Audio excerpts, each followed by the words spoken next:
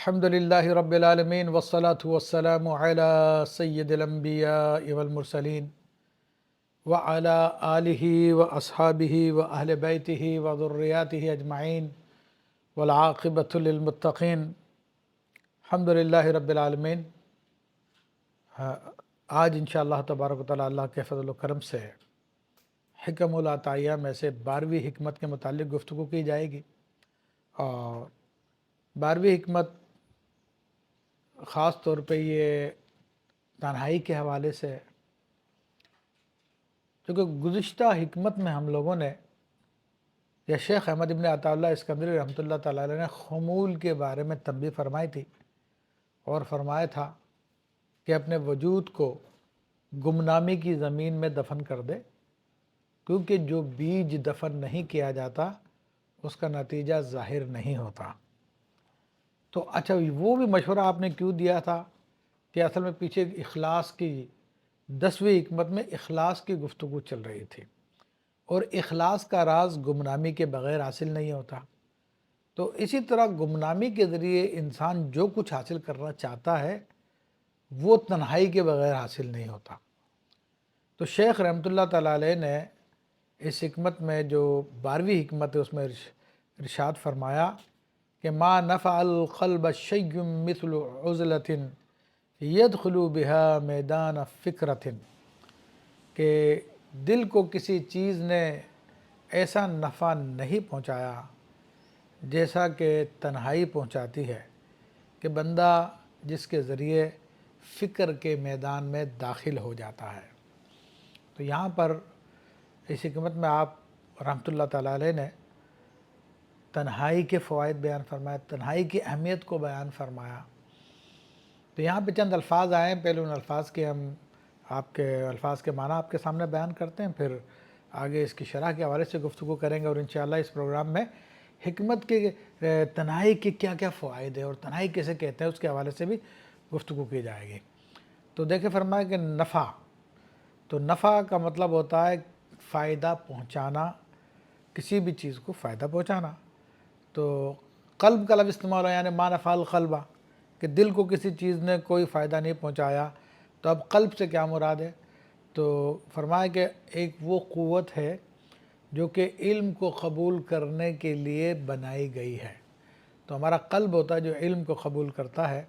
تو اسی طرف اشارہ کر دیا۔ اور عزلت، تو عزلت سے مراد دل کا اللہ کے ساتھ منفرد ہو جانا۔ اصل معنی جو ہے عزلت کا، تنہائی کا، یعنی دل اللہ کے ساتھ تنہا ہو جائے تو یہ تنہائی ہے۔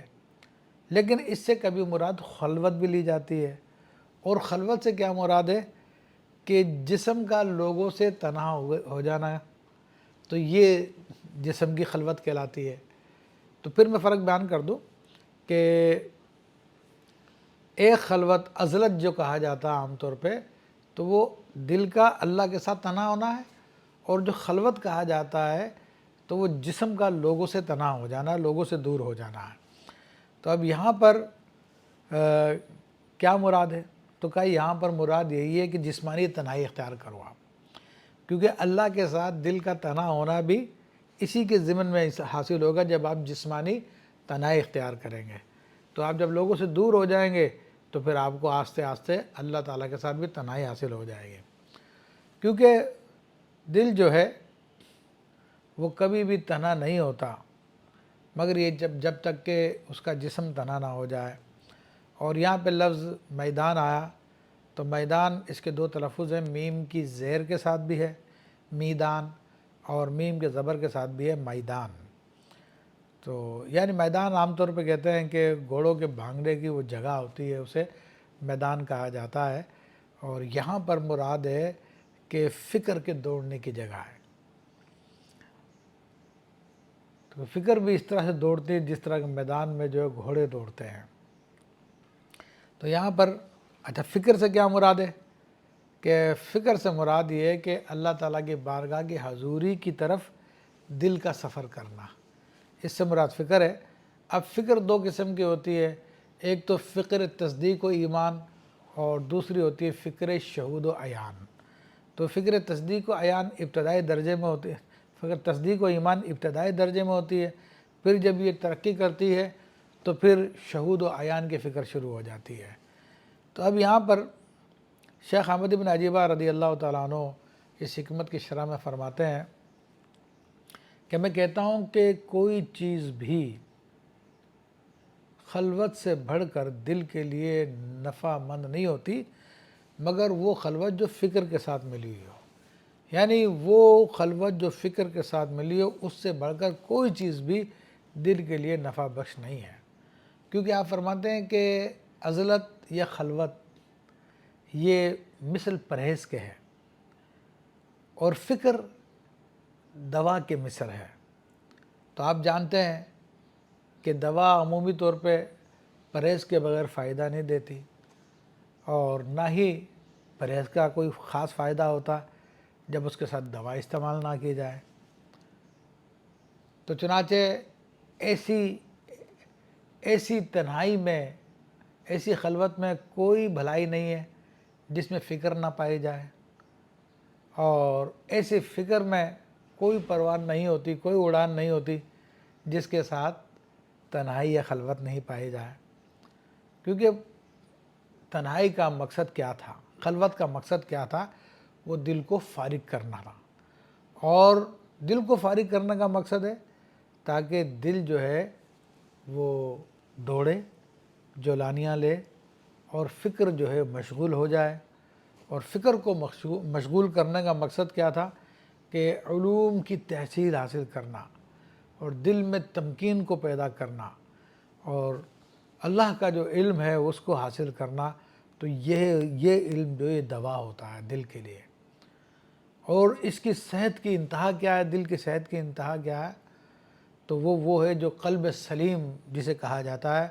تو قرآن مجید میں اللہ تبارک و تعالیٰ نے کہ وہ علم، وہ دل جو بیماریوں سے پاک ہوتا ہے اس کو قلب سلیم فرمایا ہے۔ اللہ تعالیٰ نے ارشاد فرمایا کہ یوم لا ینفع مال ولا بنون، کہ اس دن نہ کوئی مال کام آئے گا نہ بیٹے کام آئیں گے، الا من اتی اللہ بقلب سلیم، سوائے یہ کہ جو اللہ کی بارگاہ میں سلامتی والا دل لے کر آیا۔ سلیم سے مراد صحیح، یعنی صحیح دل لے کر آیا، سلامتی والا دل۔ تو فرماتے ہیں، بزرگ فرماتے ہیں کہ دل جو معدے کی طرح ہوتا ہے، اور معدے کا معاملہ کیا ہے کہ جب معدے میں مختلف قسم کے اخلاط بڑھ جاتے ہیں، اصل میں چونکہ اکثر جو ہمارے صوفیہ کرام ہیں وہ حکمہ ہوتے ہیں، تو جب وہ کوئی انسانی میڈیکل کیفیت کے بارے میں گفتگو کرتے ہیں تو طب یونانی کے حوالے سے گفتگو کرتے ہیں، تو ان کے اندر جو بیماریوں میں جو اصل سبب ہے وہ اخلاط کا اوپر نیچے ہو جانا ہوتا ہے۔ تو وہ اخلاط 4 ہوتے ہیں، بہرحال وہاں پہ اس کی گفتگو نہیں کرتے۔ تو شیخ فرماتے ہیں کہ جب معدے میں اخلاط بڑھ جاتے ہیں تو معدہ بیمار ہو جاتا ہے، تو اب معدے کو جو چیز فائدہ دیتی ہے وہ پرہیز فائدہ دیتا ہے، اور وہ پرہیز کیا ہوتا ہے کہ ان اخلاط کی مقدار کو کم کیا جائے اور کثرت اخلاط سے اس کو روک دیا جائے۔ اور حدیث شریف میں آیا کہ المعدۃ بیت الداء، کہ معدہ بیماریوں کا گھر ہے، والحمیۃ راس الدواء، اور پرہیز کرنا یہ دواؤں کی چوٹی ہے، اصل ہے۔ اسی طرح دل کا معاملہ ہے کہ جب دل پر مختلف قسم کے خیالات کا غلبہ بہت زیادہ ہو جاتا ہے اور حسیات اس کے اوپر غالب آ جاتی ہے، یعنی حسیات غالب آنے کے بجائے آدمی میٹا فزیکل باتوں کو نہیں مانتا کہ جو نظر آتا بس اسی کو مانوں گا، تو یہ کیفیت اس کے مرض کی ہوتی ہے اور شدید مرض کی ہوتی ہے۔ اور آج کل جو لبرلزم چل رہا ہے یا اور جو دیگر ازمس آ رہے ہیں ان سب کے اندر حسیات ہی ہے۔ وہ ہر ایسی بات جو میٹا فزیکل ہوتی ہے جس میں کرامت کا پہلو پایا جاتا ہے، معجزے کا پہلو پایا جاتا ہے، تو ان کو انکار کرنا جناب بڑا فخر کرتے ہیں اس کے اندر، حالانکہ وہ انہی جیسے دیگر انسان ہیں، ان چیزوں کو مان بھی رہے ہیں اور اس کو ثابت بھی کر رہے ہیں، اس تجربے سے گزر بھی رہے ہیں۔ تو مگر چونکہ ان کے اوپر وہ حسیات کا غلبہ آ گیا، ان کے دل بیمار ہو چکے ہیں، تو اس لیے کسی بات کو تسلیم کرنے کے لیے تیار نہیں۔ ان کی کیفیت وہی ہوتی ہے کہ جس طرح کہ ملیریا میں انسان کا منہ کڑوا ہو جاتا ہے، تو اس کو پھر کوئی میٹھی چیز بھی کھلائے تو وہ کہتا ہے کہ نہیں یہ میٹھی نہیں ہے، کڑوی ہے۔ تو اسی طرح ان لبرلز کا معاملہ ہوتا ہے کہ کوئی اچھی چیز قرآن و سنت کی روشنی میں دی جائے تو چونکہ یہ بیمار ہو چکے ہیں ان کے دل، تو اس کو ماننے سے انکار کر دیتے ہیں۔ تو شیخ فرماتے ہیں کہ اس کیفیت میں جب آدمی کے اوپر خیالات کا غلبہ ہو جائے، حسیات کا غلبہ ہو جائے، تو پھر وہ دل عام طور پہ مر جاتا ہے اور اس کو کوئی دوا فائدہ نہیں کرتی سوائے پرہیز کے، اور ان چیزوں سے دور ہو جانا جس کی وجہ سے انسان کے اندر یہ باتیں پیدا ہوتی ہو، یعنی برے لوگوں کی صحبت کو چھوڑنا، ان سے دور ہو جائے، تنہائی اختیار کرنا تاکہ وہ جو غلط باتیں اس میں آ رہی تھی وہ رک جائیں۔ تو یہ لوگوں سے میل جول کرنا، اس سے بچنے کا حکم دیا جاتا ہے۔ بس جب انسان لوگوں سے دور ہو جاتا ہے، اپنی فکر کو استعمال کرتا ہے، تو اس کی دوائی پھر کام کرنا شروع کر دیتی ہے، اس کا دل مستقیم ہونا شروع ہو جاتا ہے، یہاں تک کہ اگر یہ نہ کرے تو پھر اس کا دل جو ہے بیمار رہے گا، یہاں تک کہ وہ اللہ تعالیٰ کی بارگاہ میں جب حاضر ہوگا تو اس کا دل جو ہے شکوک، شبہات اور برے خیالات سے بھرا ہوا ہوگا۔ اللہ تعالیٰ سے ہم اس کیفیت سے پناہ مانگتے ہیں۔ حضرت جنید بغدادی رضی اللہ تعالیٰ عنہ بہت بڑے اولیاء کرام میں سے گزرے ہیں، وہ مشورہ دیتے ہیں کہ فکر کے میدان، یعنی توحید کے میدان میں فکر کے ساتھ بیٹھنا یہ سب سے بہترین مجلس ہے۔ اور سیدنا امام ابوالحسن علی الشاذلی رضی اللہ تعالیٰ عنہ نے ارشاد فرمایا کہ خلوت یا عزلت کا جو فائدہ ہے، جو اس کا نتیجہ ہے، تو وہ یہ ہے کہ بندہ اللہ تعالیٰ کے مواہب پر اس کو کامیابی حاصل ہو جائے، اللہ تعالیٰ کی طرف سے جو انعام اس کے اوپر وہبی طور پہ پیش کیے جا رہے ہیں وہ اس کو حاصل ہو جائے۔ اور فرماتے ہیں کہ وہ 4 ہوتے ہیں۔ کشف الغطاء، ایک تو یہ کہ اس کے دل پر سے پردے اڑ جاتے ہیں، وہ تنزل الرحمہ، اور رحمت اس پہ نازل ہونا شروع ہو جاتی ہے، محبت کی تحقیق ہو جاتی ہے، اور نمبر 4 اس کو سچی زبان حاصل ہو جاتی ہے۔ اور یہ سارا کا سارا جو امام ابوالحسن شاذلی رضی اللہ تعالیٰ نے بیان فرمایا، وہ قرآن کی آیت سے استدلال فرمایا، فلما اعتزلهم وما يعبدون من دون اللہ وهبنا له، کہ اور جب انہوں نے اس نے چھوڑ دیا ان کو اور جن کی وہ عبادت کرتے تھے، تو ہم نے پھر اپنی طرف سے ان کو مواہب عطا فرمائے۔ تو یہ آیت سورہ مریم کی آیت نمبر 49 ہے، تو جو میں نے آپ کے سامنے تلاوت کی۔ تو یہ تنہائی کے کیا فوائد ہیں، تو اس کے حوالے سے حضرت شیخ احمد بن عجیبہ رحمۃ اللہ تعالیٰ علیہ نے 10 فوائد تقریباً اس کے بیان فرمائے ہیں۔ تو ان میں سے وہ فوائد میں آپ کے سامنے پیش کرتا ہوں، کیونکہ جو اللہ تعالیٰ کی بارگاہ تک رسائی چاہتا ہے تو اسے یہ سفر طے کرنا پڑے گا، اور یہ سفر جو ہے وہ اپنی سوچ کے ذریعے کیا جاتا ہے، اور سوچ کو درست جو ہے وہ تنہائی کے ذریعے کیا جاتا ہے۔ تو اس لیے تنہائی اختیار کرنا بھی ضروری ہے۔ تو شیخ رحمۃ اللہ تعالیٰ علیہ، شیخ احمد بن عجیبہ رحمۃ اللہ تعالیٰ علیہ ارشاد فرماتے ہیں، جان لو کہ خلوت میں 10 فائدے ہیں۔ فرماتے ہیں پہلا فائدہ کہ یہ انسان زبان کی آفتوں سے محفوظ ہو جاتا ہے۔ اب کیسے محفوظ ہو جاتا ہے؟ بالکل ظاہر سی بات ہے کہ جو بندہ تنہا ہو اور اس کے پاس کوئی ایسا نہ ہو جو اس سے کلام کر سکے، تو بہرحال اس کی زبان بھی نہیں چلے گی، تو زبان کی آفتوں سے بھی محفوظ ہو جائے گا۔ اور اسی طرف اچھا پھر یہ بتا دوں، تنہائی جو ہے صرف یعنی ہر طرح کی پوری تنہائی اختیار کرنی ہے۔ بعض لوگ تنہائی میں بیٹھ جاتے ہیں، موبائل پھر بھی ساتھ ہوتا ہے، تو موبائل کے ساتھ وہ ساری گفتگو میں لگے رہتے ہیں، پوری دنیا کے اندر جھانکتے رہتے، تاکتے رہتے، وہ پھر تنہائی نہیں ہے۔ ہر طرح کے رابطوں کو منقطع کر کے بیٹھنے کا نام تنہائی ہے۔ تو نبی علیہ السلام نے اس حوالے سے ارشاد فرمایا کہ رحم اللہ عبدا سکت فسلما، کہ اللہ تعالیٰ کی رحمت اس بندے پر جو خاموش رہا اور وہ سلامت ہو گیا۔ او تکلم فغنما، یا یہ کہ اس نے کلام کیا تو اس کو غنیمت حاصل ہوئی۔ تو مراد یہ ہے کہ آدمی غلط بولنے سے خاموش رہنا بہتر ہے، اور خاموش رہنے سے اچھا بولنا بہتر ہے۔ یہ سارے کے سارے مدارج آتے ہیں۔ تو اب کیونکہ غالب اوقات میں انسان جو ہے زبان کی آفتوں سے اسی وقت میں بچتا ہے جب کہ وہ اجتماع کو چھوڑ کر تنہائی کی طرف جو ہے، تنہائی کو ترجیح دے۔ ہمارے شیخ الشیوخ سیدی علی الجمل رضی اللہ تعالیٰ عنہ ارشاد فرماتے ہیں کہ اگر تو کسی فقیر کو دیکھے کہ وہ خلوت کو ترجیح دیتا ہے اجتماع پر، یعنی پسند کرتا خلوت کو بامقابلے لوگوں میں گھلنے ملنے سے، اور وہ کلام پر ترجیح دیتا خاموشی کو، اور بھوکے رہنے کو، روزے رکھنے کو ترجیح دیتا پیٹ بھرنے پر، تو سمجھ لیجئے کہ اس کی صحبت خالص شہد ہے، اس کی صحبت کو اپنایا جائے۔ اور اس کے مقابلے میں اگر تم دیکھو کسی کو کہ وہ لوگوں سے میل جول کو زیادہ پسند کرتا ہے، زیادہ گفتگو کو زیادہ پسند کرتا ہے، پیٹ بھرنے کو زیادہ پسند کرتا، تو جان لو کہ اس کی صحبت جو ہے ویران کرنے والی ہے، تو اس کی صحبت سے بچا جائے۔ قوت القلوب میں حضرت ابو طالب مکی رحمۃ اللہ تعالیٰ علیہ اس کے حوالے سے بیان فرماتے ہیں کہ یعنی کثرت کلام، زیادہ گفتگو کرنے میں کیا برائیاں ہیں،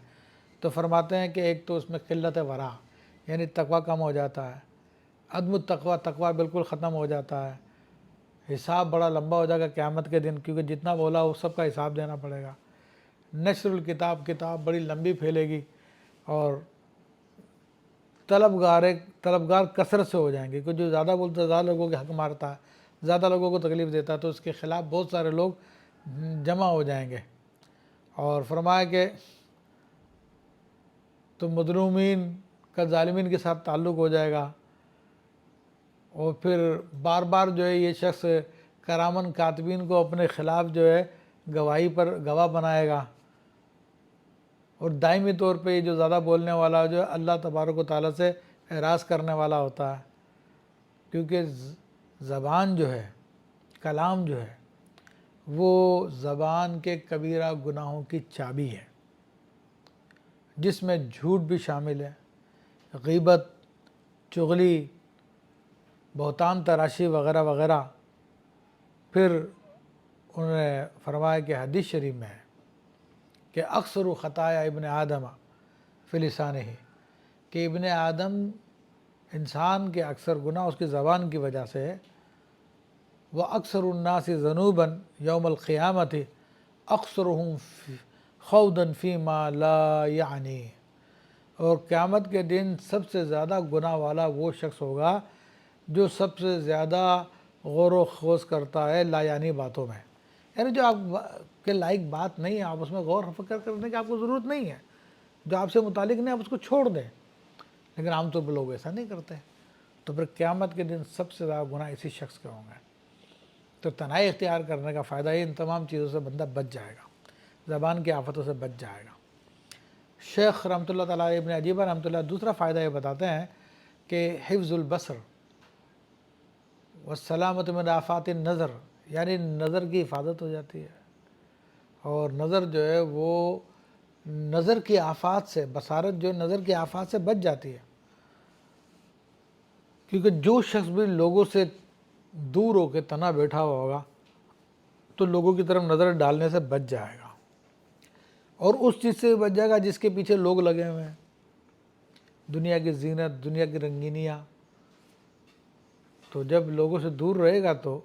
لوگوں سے بھی بچ جائے گا، اور لوگ جس چیز کے اندر انٹرسٹ لے رہے ہیں ان سے بھی بچ جائے گا۔ تو اللہ تبارک و تعالیٰ نے قرآن میں فرمایا کہ وَلَا تُمَدَّنَّ عَيْنَيْكَ إِلَىٰ مَا مَتَّعْنَا بِهِ أَزْوَاجًا مِنْهُمْ زَهْرَةَ الْحَيَاةِ الدُّنْيَا لِنَفْتِنَهُمْ فِيهِ، یعنی اس آیت طیبہ میں اللہ تبارک و تعالیٰ نے صاف منع کر دیا کہ جو ہم نے کفار کو دنیا کی زینت دی ہے، زیب و زینت دی ہے، تم اس کی طرف مت توجہ کرو، تو نفس کو اس سے منع کرو کہ ان چیزوں کی طرف نہ جھانکے، ان کی طرف نہ کرے، کیونکہ جب بندہ پھر ان چیزوں کو دیکھے گا پھر حاصل کرنا چاہے گا، جب حاصل کرنا چاہے گا تو پھر لوگوں سے مقابلہ بھی کرے گا کہ اس کے پاس یہ ہے تو میں اس سے زیادہ بہتر لے آؤں، اس کے پاس وہ تو میں اس سے زیادہ بہتر لے آؤں۔ تو حضرت سیدنا محمد ابن سیرین رحمۃ اللہ تعالیٰ علیہ اس حوالے سے فرماتے ہیں کہ خبردار تو فضول نگاہی سے بچ، فضول نظری سے بچ۔ فضول نظری کیا؟ ہم چلتے پھرتے اٹھتے بیٹھتے کبھی ادھر دیکھ رہے ہوتے ہیں، کبھی ادھر دیکھ رہے ہوتے ہیں، کبھی ادھر دیکھ رہے ہوتے ہیں، یعنی جس چیز سے ہمارا کوئی تعلق نہیں ہے۔ راستے میں آنے والے تمام بورڈ ہم پڑھ لیتے ہیں، راستے میں گزرنے والے ہر شخص کو ہم دیکھ لیتے ہیں، ہر چیز کو ہم دیکھ لیتے ہیں، تو یہ فضول نگاہی کہلاتی ہے۔ تو شیخ فرماتے ہیں کہ تو فضول نگاہی سے بچ، کیونکہ یہ فضول شہوت کی طرف لے جاتی ہے۔ یعنی بہت ساری چیزیں انسان کو پسند آتی ہیں، وہ کہتے ہیں میں بھی لوں گا، میں بھی ایسا کروں گا۔ اچھا، بعض ادبا فرماتے ہیں کہ جس کی نگاہیں لحظات، لہجہ کہتے ہیں ایک مرتبہ نگاہ ڈالنے کو، تو جس کی نگاہیں بار بار اٹھتی ہیں تو اس کی حسرت بھی ہمیشہ قائم رہتی ہے۔ تو بزرگ فرماتے ہیں کہ یہ جو نگاہ ہوتی ہے یہی ہلاکت کا باعث ہوتی ہے۔ تو جب اپنی نگاہوں کا آزاد چھوڑ دیتا ہے وہ ہلاکتوں کی طرف پیش قدمی کرتا ہے۔ اور بے شک جو ہے چیزوں کی طرف نگاہیں ڈالنے سے دل میں تفرقہ پیدا ہوتا ہے، یعنی اس کے اندر پریشان خاطری پیدا ہوتی ہے۔ تو اس نگاہوں کو کم استعمال کریں، جھکا کے رکھیں جو نبی علیہ الصلوۃ والسلام کی سنت ہے، یا تنہائی اختیار کریں، تو پھر انسان کے اندر یکسوئی پیدا ہونا شروع ہو جاتی ہے۔ جو دل کا تفرقہ ہوتا ہے تو وہ ختم ہونا شروع ہو جاتا ہے۔ اب تیسرا فائدہ تنہائی کا کیا ہے، خلوت کا کیا ہے؟ تو شیخ فرماتے ہیں کہ حفظ القلب وصونہ عن الریاء والمداہنۃ وغیرہما من الامراض، کہ تنہائی میں رہنے سے انسان کے دل کی حفاظت ہوتی ہے، اسی طرح ریاکاری، مداہنت اور اسی طرح دیگر امراض سے بندہ بچ جاتا ہے۔ مداہنت کیا ہوتی ہے؟ مداہنت جو اصل میں جو شخص رعایت کے لائق نہیں تھا تو اس کے ساتھ بھی رعایت کرنا، جو رواداری کے لائق نہیں تھا اس کے ساتھ بھی رواداری کرنا۔ تو اب ایسا ہوتا ہے کہ تعلقات ہوتے ہیں، بد مذہبوں سے ملنے سے شریعت نے منع کیا ہے، لیکن اب ظاہری رکھ رکھاؤ کے لیے سب سے ملنا جلنا پڑتا ہے، سلام دعا بھی کرنے پڑ جاتی ہے۔ تو اب یہ وہ مداہنت کہلاتی ہے جو کہ انسان کو کرنے سے منع کیا گیا ہے، لیکن چونکہ لوگوں کے ساتھ اٹھے گا بیٹھے گا تو ان امراض میں مبتلا ہوگا، اور تنہائی کی وجہ سے انسان ان سب چیزوں سے دل بھی بچ جاتا، ان امراض سے بھی بچ جاتا۔ بعض حکماء نے فرمایا کہ جو لوگوں سے خیرت مرد رکھے گا، میل جول رکھے گا، تو ان کی مدارات کرے گا، یعنی ان کی رعایتیں کرے گا، اور جو ان کی رعایت کرے گا وہ ان کی طرف دیکھے گا بھی، اور جو ان کو دیکھے گا تو وہ بھی ان باتوں میں پڑ جائے گا جس بات میں یہ لوگ پڑے ہوئے ہیں، اور جب وہ ان باتوں میں پڑے گا جس باتوں میں یہ لوگ پڑے ہوئے ہیں، یہ پڑھ کے ہلاک ہوئے ہیں، تو یہ بھی ان کے ساتھ ہلاک ہو جائے گا۔ ایک صوفی صاحب کہتے ہیں کہ حضرت شیخ احمد بن عجیبہ رحمۃ اللہ علیہ نے اس واقعے کو ایقاظ الہمم میں لکھا کہ ایک صوفی نے کہا کہ میری ملاقات ایک ابدال سے ہوئی، تو میں نے اس سے پوچھا کہ اللہ تعالیٰ تک پہنچنے کا راستہ کیا ہے؟ تو اس ابدال نے کہا کہ تو مخلوق کی طرف نہ دیکھ، کیونکہ مخلوق کی طرف دیکھنے سے دل میں ظلمت پیدا ہوتی ہے۔ تو میں نے کہا بھی اس کے بغیر تو چارہ کار نہیں ہے۔ تو اس ابدال نے کہا تو چلو ٹھیک ہے، تو ان کی طرف دیکھتا ہے لیکن تو ان کے کلام کو نہ سن، کیونکہ ان کے کلام کی وجہ سے دل میں سختی پیدا ہوتی ہے۔ دیکھیں، ان کی طرف دیکھنے سے دل میں ظلمت پیدا ہوتی ہے، اور ان کا کلام سننے سے دل کے اندر سختی پیدا ہوتی ہے۔ تو وہ شخص کہتا ہے، صوفی کہتا ہے کہ میں نے ان سے ابدال سے کہا کہ بھئی اس کے بغیر بھی چارہ کار نہیں ہے۔ تو ابدال نے کہا اچھا چلو ٹھیک ہے، تم ان کے ساتھ پھر معاملات مت لیا کرو، لین دین وغیرہ اٹھنا بیٹھنا مت کیا کرو، کیونکہ ان کے ساتھ معاملہ کرنا سراسر گھاٹے کا سودا ہے، حسرت ہے، وحشت ہے۔ تو اس صوفی نے کہا کہ حضرت میں تو لوگوں کے بیچ میں رہتا ہوں، تو میرے لیے تو ان سے معاملہ کیے بغیر کوئی چارہ کار نہیں ہے۔ تو اس ابدال نے کہا کہ ٹھیک ہے ضرورتاً کر لیا کرو، لیکن اس سے سکون حاصل مت کیا کرو ان سے معاملات کر کے، کیونکہ ان کے ساتھ معاملات کر سکون حاصل کرنا، دل کا مطمئن کرنا، یہ ہلاکت ہے۔ تو وہ صوفی صاحب کہتے ہیں، میں نے کہا ہاں حضرت یہ شاید ہو سکے گا۔ تو ابدال کہتے ہیں کہ اے صوفی صاحب، تو کھیل کود کرنے والے لوگوں کو دیکھ رہا ہے، تو جاہلوں کے کلام کو سن رہا ہے، باطل لوگوں کے ساتھ تو معاملات کر رہا ہے اور تو ہلاک ہونے والوں کے ساتھ سکون حاصل کر رہا ہے، اور تو چاہتا ہے کہ تجھے نیکی کی حلاوت مل جائے، حالانکہ تیرا دل تو غیر اللہ کے ساتھ ہے۔ افسوس افسوس، ایسا کبھی بھی نہیں ہو سکتا۔ یعنی تو یہ سارے کام کرتا رہے اور پھر تجھے نیکی کی حلاوت مل جائے، تو اللہ کے ساتھ مل جائے، تو ایسا نہیں ہو سکتا۔ پھر صوفی صاحب کہتے ہیں پھر وہ ابدال مجھ سے غائب ہو گئے۔ تو یہ سمجھانے کے لیے ایک حکایت انہوں نے بیان کی۔ شیخ قاسم قشیری رحمۃ اللہ تعالیٰ علیہ، ابوالقاسم قشیری رحمۃ اللہ تعالیٰ علیہ فرماتے ہیں کہ ارباب مجاہدہ یعنی مجاہدہ والے لوگ جب اپنے دل کی حفاظت کرنا چاہتے ہیں برے خیالات سے، اپنے دل کو برے خیالات سے بچانا چاہتے ہیں، تو وہ دنیا کی اچھی چیزوں کی طرف بھی نہیں دیکھتے۔ اور فرماتے ہیں کہ یہ بہت بڑا قاعدہ ہے مجاہدات کا، کہ یہ ریاضت کے اندر اصل چیز ہے کہ جب دنیا کی جائز چیزوں کی طرف نہیں دیکھو گے تو پھر کہیں تمہیں جا کے اصل مجاہدہ حاصل ہوگا۔ تو اب تنہائی کی چوتھی خوبی شیخ بیان کرتے ہیں کہ انسان کو تنہائی اختیار کرنے کی وجہ سے دنیا میں زہد اور دنیا سے قناعت حاصل ہو جاتی ہے، اور اس یعنی دنیا سے زہد و قناعت میں بندے کا شرف و کمال ہے،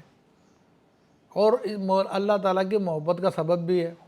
کیونکہ نبی کریم صلی اللہ تعالیٰ علیہ وسلم نے ارشاد فرمایا ازہد فی الدنیا یحبک اللہ، تو دنیا میں زہد اختیار کر، اللہ تبارک و تعالیٰ تجھ سے محبت کرے گا۔ وزہد فی ما ایدی الناس، تو اس چیز سے زہد اختیار کر لے جو لوگوں کے ہاتھ میں ہے، یحبک الناس، تو لوگ تجھ سے محبت کرنا شروع کر دیں گے۔ تو یہ ظاہر سی بات ہے کہ اب تنہائی کے اندر آپ کو زہد حاصل ہوگا، قناعت حاصل ہوگی۔ جب آپ کو قناعت زہد حاصل ہوگا تو اللہ آپ سے محبت کرے گا، اور جب قناعت حاصل ہوگی یعنی لوگوں کے پاس جو کچھ ہے اس سے آپ منہ پھیر لیں گے تو پھر لوگ بھی آپ سے محبت کرنے لگ جائیں گے۔ تو بہرحال کہ شیخ فرماتے ہیں، شیخ احمد بن عجیبہ رحمۃ اللہ علیہ، کہ اس میں کوئی شک نہیں ہے کہ جب لوگوں سے کوئی تنہا ہو جائے، منفرد ہو جائے، خلوت میں چلا جائے اور ان چیزوں کی طرف نہ دیکھے، دنیا کی ان چیزوں کی طرف نہ دیکھے جس میں لوگ رغبت رکھتے ہیں،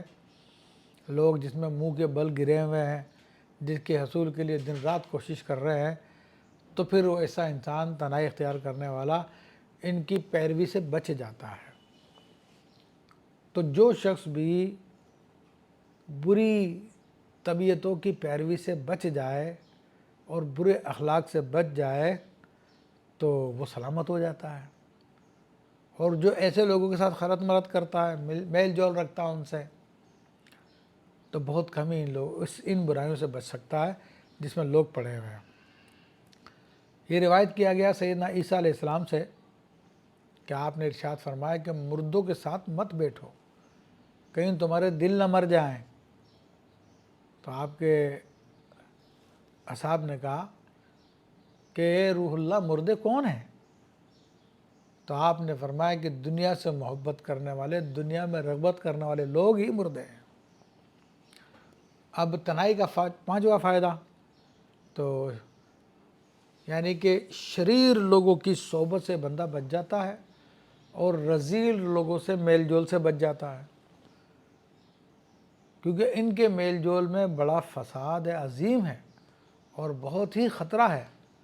بعض روایات میں آیا اور بہت مشہور روایتیں ہیں کہ برے دوست کی مثال بھٹی کی سی مانند ہے۔ تو اگر بھٹی تیرے جس کپڑوں کو اپنے شراروں سے نہ بھی جلائے تو کم سے کم اس کی بو تو تجھے آئے گی، اس کی گرمی تو تجھے پہنچے گی۔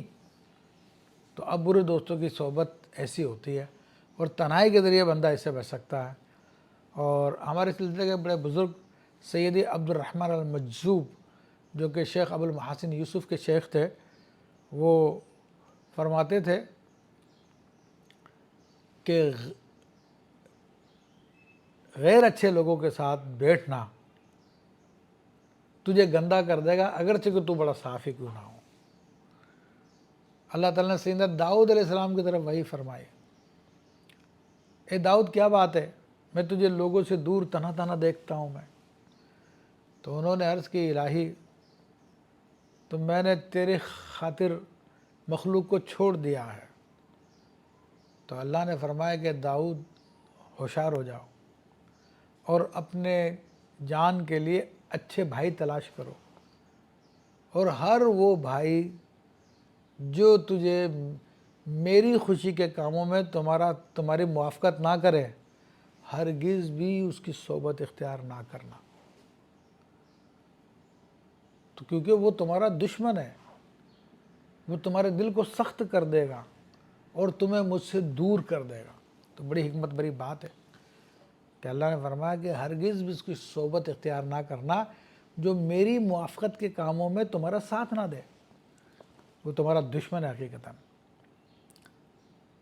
اور فرمایا کہ اگر تم صحبت چاہتا ہے، شیخ احمد ابن عطا اللہ اسکندری مشورہ دے رہے ہیں،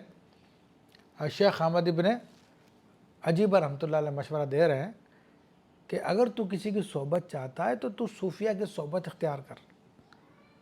اور یہاں پہ وضاحت کر دوں، صوفیہ سے مراد وہ نہیں ہے جو گلی گلی میں پیر بیٹھے میں وظیفے بتا رہے، چلے بتا رہے کہ جناب یہ وظیفہ کرو گے تو یہ چیز حاضر ہو جائے گی، وہ وظیفہ کرو گے تو فلانی چیز حاضر ہو جائے گی، اور خود پورے کے پورے دنیا میں ڈوبے، وہ صوفی نہیں ہے۔ صوفی سے مراد وہ ہے جو باقاعدہ انہوں نے علم دین حاصل کیا، پھر وہ ترک دنیا کر کے بیٹھے ہوئے اور مصطفیٰ علیہ السلام کی شریعت کے مطابق لوگوں کو چلا رہے ہیں، تو یہ مراد ہے صوفی۔ تو فرمایا کہ صوفی کی صحبت اختیار کر کہ ان کی صحبت ایک ایسا خزانہ ہے جو کبھی ختم ہونے والا نہیں ہے۔ حضرت جنید بغدادی رضی اللہ تعالیٰ عنہ ارشاد فرماتے ہیں کہ جب اللہ تبارک و تعالیٰ کسی بندے کے ساتھ بھلائی کا ارادہ کرتا ہے تو اس کو صوفیہ کی صحبت میں پہنچا دیتا ہے اور اسے قاریوں کی صحبت سے منع کر دیتا ہے۔ اب یہاں پہ قراء کا لفظ آیا کہ صحبت القراء، تو اب قراء کے دو معنی ہوتے ہیں، تو ایک تو یعنی جو صرف قاری قرآن ہوتے ہیں کہ جن کا مقصد، یعنی ہر ایک کی بات نہیں کر رہا میں، اللہ میں نیک لوگ بھی ہوتے ہیں، اچھے لوگ بھی ہوتے ہیں، اللہ کے لیے پڑھنے والے بھی ہوتے ہیں، تو ہاں وہ لوگ جو ریاکاری کے لیے پڑھتے ہیں ان کی طرف اشارہ ہے کہ جو لوگوں کو دکھانے کے لیے پڑھتے ہیں۔ یا قراء سے مراد علماء بھی ہے، کیونکہ پہلے جو ہے علماء کے لیے بھی قراء کا لفظ استعمال ہوتا ہے، تو علماء سے مراد بھی ایسے علماء ہیں جو دنیا داری کے لیے کام کر رہے ہوں، دنیا کے فوائد حاصل کرنے کے لیے کام کر رہے ہوں، ان کے دل میں خدا کی محبت نہ ہو، خدا کا قرب تلاش نہیں کرنا چاہتے ہوں، بس اپنے جو بھی ظاہری کام میں لگے ہیں بس اس میں کامیابی حاصل کر لیں، اس میں شہرت حاصل کر لیں، اس کے لیے کبھی اس سے تعلق کبھی اس سے تعلق، حق و باطل کا معیار انہوں نے ختم کر دیا ہے، جہاں سے فائدہ ملتا ہے چاہے وہ باطل ہی کیوں نہ ہو اس کی گود میں جا کے بیٹھ جاتے ہیں، کبھی اس کے چرنوں میں جا کے بیٹھ گئے، کبھی اس سے تعلقات بنا لیے۔ تو یہ لوگ علماء سوء، علماء دنیا ہیں جو دنیا کے لیے کوشش کر رہے ہیں۔ تو حضرت جنید بغدادی رحمۃ اللہ علیہ فرماتے ہیں کہ اللہ تبارک و تعالیٰ جس کے ساتھ بھلائی کا ارادہ فرماتا ہے تو اسے سچے صوفیہ کی صحبت عطا فرما دیتا ہے، اور اسے ان ایسے دنیا دار علماء کی صحبت سے دور کر دیتا ہے۔ ایک بزرگ فرماتے ہیں کہ واللہ ما افلح من افلح الا بصحبت من افلح، کہ اللہ کی قسم جس نے بھی فلاح پائی ہے اس نے فلاح نہیں پائی مگر کسی فلاح یافتہ کی صحبت کی وجہ سے۔ تو یہ ضروری ہوتا ہے، اس کے بغیر بہت مشکل ہے۔ پھر تنہائی کا چھٹا فائدہ یہ بیان کرتے ہیں شیخ کہ بندہ جو ہے عبادت، ذکر اور تقوی پہ عزم، نیکی پہ عزم کے لیے بندہ تیار ہو جاتا ہے، فارغ ہو جاتا ہے۔ تو انسان جو ہے تنہائی کے اندر یعنی عبادت کے لیے فارغ ہوتا ہے، ذکر کے لیے فارغ ہوتا ہے، اور نیکی اور تقوی کے عزائم کے لیے فارغ ہو جاتا ہے۔ اور اس میں کوئی شک نہیں ہے کہ بندہ جب تنہا ہوتا ہے تو وہ اپنے رب کی عبادت کے لیے فارغ ہوتا ہے، اور اس پر جو اپنے اعضاء کے ساتھ، اپنے قلب کے ساتھ وہ اللہ کی عبادت پہ مشغول ہو جاتا ہے، اور بہت کم ایسی چیزیں ہوتی ہیں جو اس کو کسی اور طرف متوجہ کر سکے، کہ وہ تو تنہا ہے، تنہائی میں اور کوئی چیز ہے نہیں جو اس کی توجہ کو بانٹے۔ اور قوت القلوب میں حضرت ابو طالب مکی رحمۃ اللہ علیہ نے ارشاد فرمایا کہ جہاں تک خلوت کا تعلق ہے تو یہ دل کو مخلوق سے فارغ کرتی ہے اور آدمی کی ہمت کو خالق کے ساتھ جمع کرتی ہے، اور آدمی کے عزم کو ثبات قدمی عطا فرماتی ہے۔ پھر ساتواں فائدہ تنہائی کا، خلوت کا، یا عزلت کا، وہ یہ ہے کہ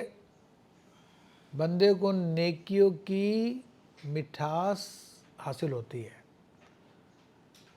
طاعت کی مٹھاس اس کو حاصل ہو جاتی ہے، اور پھر بندہ اس کیفیت میں اللہ تعالیٰ سے مناجات کی لذت حاصل کرتا ہے، کیونکہ وہ فارغ ہوتا ہے، خالی ہوتا ہے۔ اور فرماتے ہیں کہ یہ بالکل صحیح بات ہے،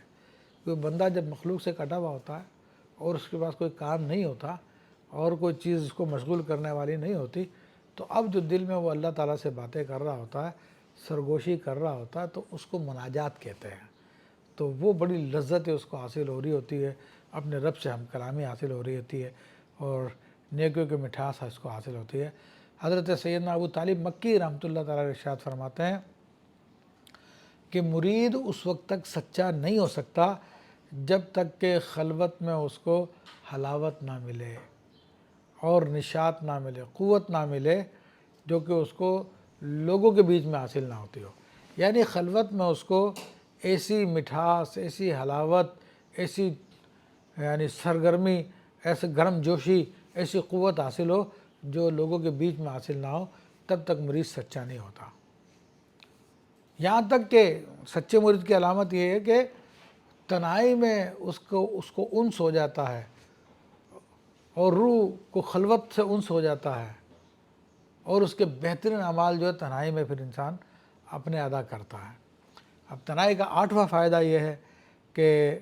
دل اور بدن کو راحت حاصل ہوتی ہے۔ بالکل ظاہر بات ہے کہ جب بندہ لوگوں سے میل جول رکھتا ہے تو اب اس کی وجہ سے ایسی باتیں اس کو پیش آتی ہے کہ لوگوں کا اہتمام بھی کرنا پڑتا ہے ان کے معاملات کے لیے، تو اب پھر اس میں جو ہے دل کو تھکاوٹ ہوتی ہے، دل متوجہ ہوتا ہے دنیا کے کاموں میں، بدن تھک جاتا ہے ان کی کوشش کرنے میں۔ مثلا آپ ایک تنہا ہے، لوگوں سے آپ کا کوئی تعلق نہیں ہے، لیکن جب آپ سے کہا جائے تو آپ بالکل آرام سے بیٹھے، سکون سے بیٹھے، لیکن جب آپ سے کہا جائے کہ بھئی آپ سے فلاں مہمان ملنے کے لیے آ رہے ہیں، تو آپ مہمان کے بیٹھنے کی جگہ بھی کرنی پڑے گی، مہمان آ رہے ہیں ان کے کھانے پانے کی بھی جگہ کرنی پڑے گی، اگرچہ کہ ثواب کا کام ہے، لیکن جو اعلیٰ کام میں لگا ہوا تھا، دل اللہ تعالیٰ کی طرف متوجہ تھا، تو اب اعلیٰ کو چھوڑ کے اب ادنا کی طرف آ رہا۔ تو یہ ضرور ہوتا ہے۔ تو فرمایا کہ اب جب لوگوں سے مدارات کرے گا، لوگوں سے تعلق رکھے گا، تو اب اس سے بڑے اعلیٰ قسم کی جو نیکی جس میں لگا ہوا تھا اللہ تعالیٰ کی بارگاہ کی حضوری میں، تو دل جمع تھا اللہ کی حضوری میں، وہ ختم ہو جائے گا اس کا۔ تو تنہائی کی وجہ سے انسان کے قلب کو اور بدن کو راحت ملتی ہے۔ پھر 9واں فائدہ اس میں یہ ہے کہ انسان کے نفس کی حفاظت ہوتی ہے، اس کے دین کی حفاظت ہوتی ہے، جھگڑوں سے، برائیوں سے، جو لوگوں سے کے میل جول سے، کیونکہ انسان جب تنہا ہوتا ہے تو کوئی معاملہ بھی نہیں ہوتا، اس کا دین بھی محفوظ ہوتا ہے، اس کی جان بھی محفوظ ہوتی ہے، لیکن اس کے برعکس اگر لوگوں سے ملے گا جلے گا تو لوگوں سے جھگڑے بھی پیش آئیں گے، دیگر چیزیں بھی پیش آئیں گی، تو ان سب کے لیے پھر کام کرنا پڑے گا۔ تو تنہائی کی وجہ سے انسان کی جان بھی، انسان کا دین بھی محفوظ ہوتا ہے۔ اور دوسری بات یہ نفس کو جو ہے بڑا شوق ہے کہ دیگر لوگوں کے معاملات میں، دنیاوی معاملات میں غور و خوض کرنے کا، اور جب تم دنیا کے لوگوں سے ملو گے، ارباب دنیا سے ملو گے، دنیا داروں سے ملو گے، تو تمہارا نفس ان کی طرف متوجہ ہو جائے گا، اور جب ان کی طرف متوجہ ہوگا تمہارے دل میں وہ خواہش ہوگی کہ یار اس کے پاس یہ ہے میرے پاس کیوں نہیں ہے، اس نے تو یہ لیا ہوا میرے پاس کیوں نہیں ہے۔ جب آپ اس کے حصول کے لیے کوشش کرو گے تو آپ کو پھر دنیا حاصل کرنے کے لیے مزید ٹائم دینا پڑے گا یا مزید کوششیں کرنی پڑے گی۔ تو اگر ناجائز کوشش کر کے حاصل کرو گے تو بھی بربادی کا باعث، اور اگر زائد کوشش کر کے، جائز کوشش کر کے حاصل کرنے کی کوشش کرو گے پھر بھی اچھا نہیں ہے کہ آپ کا ٹائم جو عبادت الہی میں لگنا تھا اب اپنی خواہشات کی تکمیل کے لیے اس میں لگ گیا۔ تو امام شافعی رضی اللہ تعالیٰ نے بڑی زبردست اس حوالے سے ایک نصیحت فرمائی ہے، تو وہ میں آپ کے سامنے بیان کر دیتا ہوں۔ آپ نے اشعار لکھے ہیں اس میں، آپ فرماتے ہیں وَمَن يُذِقِ الدُّنْيَا فَإِنِّي طَعَمْتُهَا، کہ جو دنیا کو چکھے، اور بے شک میں تو دنیا کو چکھ چکا ہوں، یعنی جو دنیا کو چکھے اس کو پتہ چل جائے گا، اور میں اپنا تجربہ بتا رہا ہوں کہ میں نے دنیا کو چکھا ہے تو مجھے کیا ملا، فرمایا وسیق الیہ عذبھا و عذابھا، تو دنیا کا پھر مزہ بھی میرے سامنے لایا گیا، دنیا کی تکلیفیں بھی میرے سامنے لائی گئی، یعنی میں سب کے ایکسپیرینس سے میں گزرا ہوں میں۔ فرماتے ہیں فلم اراہا الا غرورا باطلا، تو میں نے دنیا کو دھوکہ اور باطل ہی پایا ہے۔ اور کیسا دھوکہ کیسا باطل فرمایا، کیسا پایا؟ فرمایا کما لاح فی ظہر الفلاتی سرابھا، کا جس طرح کے ریگستان کے اندر جو ہے پانی کا سراب چمکتا ہوا نظر آتا ہے، تو بندہ اس کو پانی سمجھتا ہے، لیکن جب قریب قریب جاتا تو وہ دور ہوتا ہوتا چلا جاتا ہے، یہاں تک کہ پیاسا اس کی تلاش میں بڑھتا جاتا ہے اور چلتے چلتے تھک کے گر جاتا ہے، مر جاتا ہے، لیکن وہ پانی جو سورج کی شعاؤں کی وجہ سے چمکتا ہوا اس کو نظر آ رہا تھا، پانی نہیں تھا، وہ اس کے ہاتھ میں کبھی نہیں آتا۔ تو یہ آپ فرما رہے ہیں دنیا کا معاملہ بھی ایسا ہی ہے کہ وہ سراب کی طرح ہے، تو تمہیں چمکتی ہوئی تو نظر آئے گی لیکن تمہیں حاصل بہت کم ہوگی۔ فرمایا کہ وما ہی الا جیفۃ مستحیلہ، تو کہا کہ مگر یہ اگرچہ کہ چمکتی نظر آ رہی ہے، مگر اس کی حقیقت یہ ہے کہ ایک مردار ہے، یہ بدبودار، علیہا کلاب ہمہن اجتذابھا، کہ اس کے اوپر کتے لگے ہوئے ہیں جو اس کو بھموڑ رہے ہیں، ان کا مقصد یہ ہے کہ اس کو حاصل کر لیں۔ ایک تو دنیا مردہ ہے،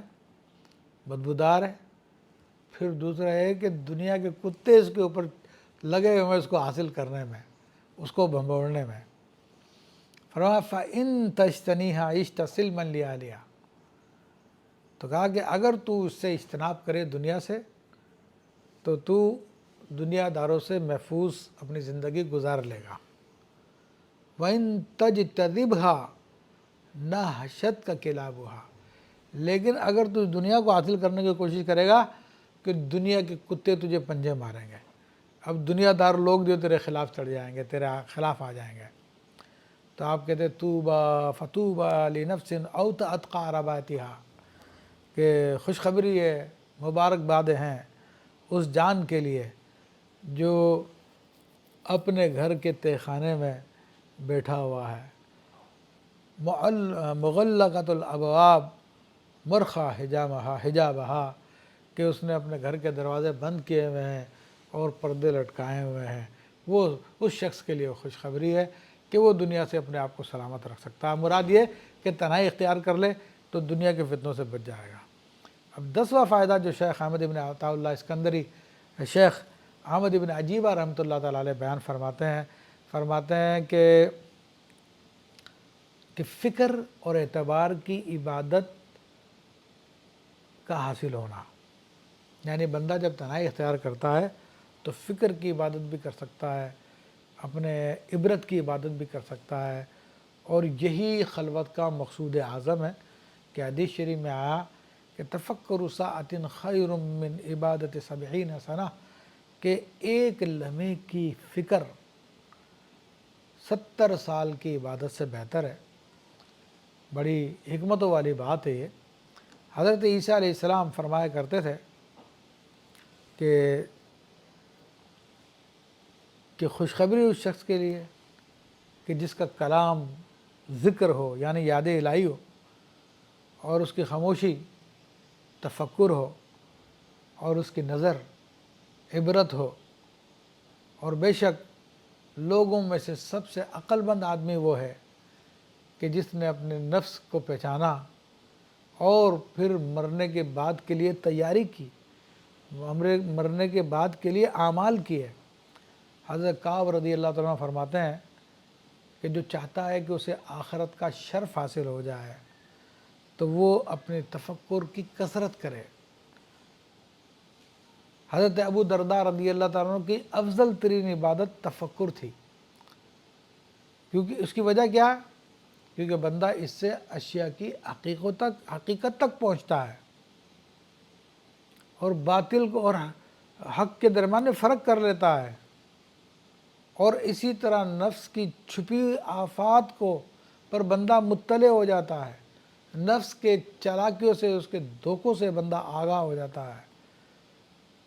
اور پھر تفکر ہی کے ذریعے بندہ ان تمام دھوکوں سے بچنے کے راستوں کو بھی تلاش کر لیتا ہے، اس سے پاکی کے طریقوں کو تلاش کر لیتا ہے۔ حضرت حسن رضی اللہ تعالیٰ نے ارشاد فرمایا کہ فکر ایک آئینہ ہے جو تجھے تیری اچھائی کو تیری برائی سے ممتاز کر کے بتا دے گی، ورنہ ایسا ہوتا ہے نا بغیر فکر کے انسان برائی کو بھی اچھائی سمجھ رہا ہوتا ہے. تو کہا فکر جو ایک آئینہ جو تجھے بتا دے گا کہ اچھائی کیا برائی کیا، اور اس فکر کے ذریعے تو اللہ تعالیٰ کی عظمت و جلال پہ بھی تو مطلع ہوتا ہے، جبکہ تو اس کی آیتوں میں اس کی مصنوعات میں غور فکر کرے، اور اسی فکر کے ذریعے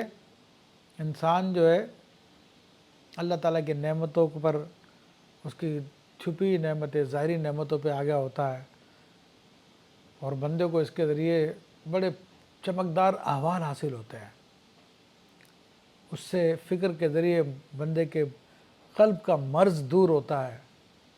اور اپنے رب کی فرما برداری کے اندر بندہ مضبوط ہو جاتا ہے. شیخ ابن عباس رضی اللہ تعالیٰ عنہ نے ارشاد فرمایا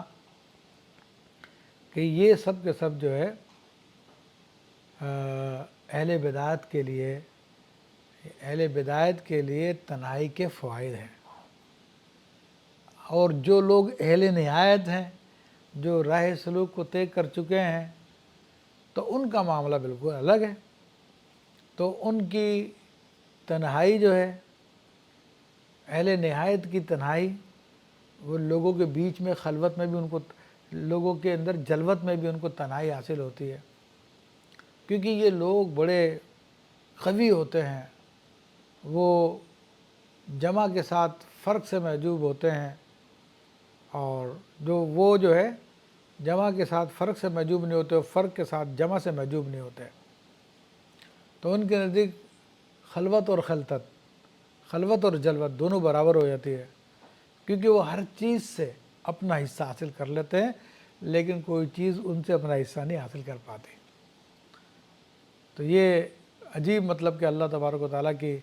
ایک نعمت ہے، جس کے ذریعے انسان، خلوت کے ذریعے انسان بہت ساری نعمتوں کو حاصل کر لیتا ہے. اور مختصر یہ کہ بات چلی تھی اعمال سے، کہ اعمال جو ہے مختلف اقسام کے ہوتے ہیں، اور ان کی قسمیں جو ہیں آدمی کے احوال قلبی کی وجہ سے ہوتی ہے. پھر شیخ نے اگلی حکمت میں فرمایا کہ اعمال جو ہے وہ تو صرف فوٹو کی طرح ہوتے ہیں، اور ان کی ارواح جو ہے اخلاص کا ان میں پایا جانا ہے. پھر اگلی حکمت میں شیخ نے بتایا کہ اخلاص تمہیں کہاں سے ملے گا، وہ گوشہ گمنامی سے ملے گا. اور گوشہ گمنامی کیسے حاصل ہوگی؟ فرمایا گوشہ تنہائی سے حاصل ہوگی. تو یہاں پہ تنہائی کے علاوہ گفتگو حوالے سے گفتگو ہوئی. انشاءاللہ مزید گفتگو 13ویں حکمت میں کی جائے گی انشاءاللہ تبارک و تعالی. السلام علیکم ورحمۃ اللہ وبرکاتہ.